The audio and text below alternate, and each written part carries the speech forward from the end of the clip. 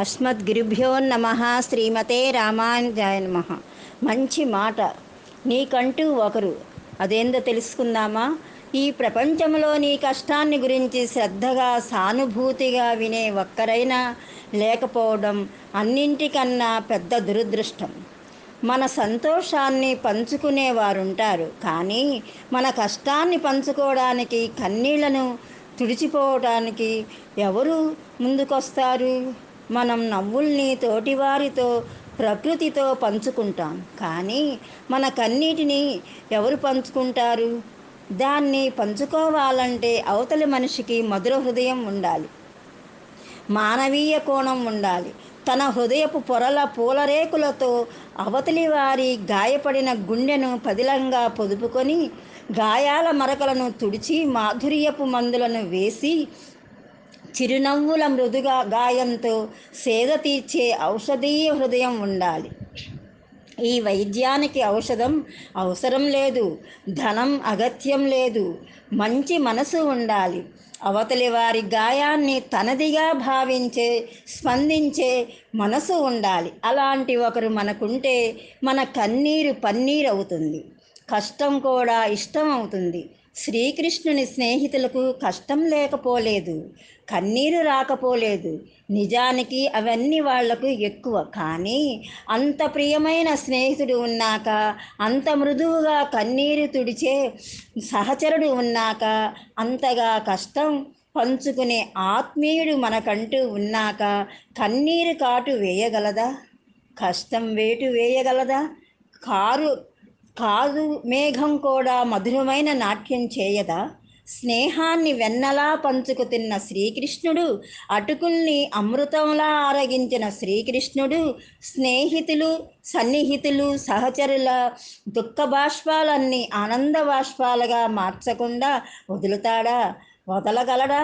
పెను తుఫాను గోవర్ధనగిరి కింద ఆట విడుపు విహారంగా మలచకుండా ఉంటాడా?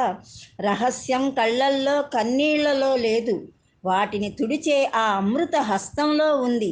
కష్టంలో, దాని పరిణామాల్లో లేదు, వాటిని కమనీయంగా మలచే ఆ హృదయపు సొంపులో ఉంది. శిల ఏదైనా శిలే, దాన్ని శిల్పంగా మలిచే నేర్పు శిల్పిలో ఉండాలి. పాపాయిగాను, యువతిగాను, రాజుగాను, సర్పంగాను, సర్వేశ్వరుడిగాను, అదంతా శిల్పి నేర్పు, ఓర్పు. మన కన్నీళ్లకు అర్థాన్ని మార్చే నేర్పు వాటిని తుడిచే వేళ్లకుండాలి. ఏది ఏమైనా కన్నీళ్లకు తుడిచే ఒక అమృత హస్తం కావాలి. నీకు నేనున్నానంటూ ఆ కన్నీళ్లకు అమృత బిందువులుగా మార్చే కమనీయ హృదయం కావాలి. ఆ హస్తం మనదే అయితే, అలాంటి హృదయం మనకే ఉంటే, మనమే ఆ శ్రీకృష్ణుడైతే మన ఇంటి కప్పు గోవర్ధనగిరిగా మారదా? మారుతుంది. ఎవరికి ఏం సాయం చేయాలన్నా మనకు ధనం అవసరం లేదు, బలం అవసరం లేదు. మనం ప్రేమించే హృదయం అయిపోవాలి. మన వేళ్ళు కన్నీళ్లను తుడిచే తామర రేకులుగా మారాలి. మాటలు మకరందపు బిందువులుగా జాలువారాలి. లోకములో ఏ ఒక్కరికైనా నేనున్నానంటూ నిలబడగలిగితే, లోకమే తోడుగా మన పక్కన నిలబడదా? మన వెనుక నడిచిరాదా? ఒకరు కోటి మందిగా మనకు గొడుగు పట్టరా? ప్రేమంటే హృదయానికి ప్రణమిల్లని మనిషి ఉండడు. కన్నీరు తుడిచే చేతికి అంత విలువ ఉంది, అంత శక్తి ఉంది. మనము ఆ ఒకరం అవుదాం. కన్నీరు తుడుద్దాం. కన్నీరు కార్చేవారు లక్షల మంది ఉంటారు, కానీ ఆ కన్నీళ్లను తుడిచే చేతులు కోటిలో ఒకరికే ఉంటాయి.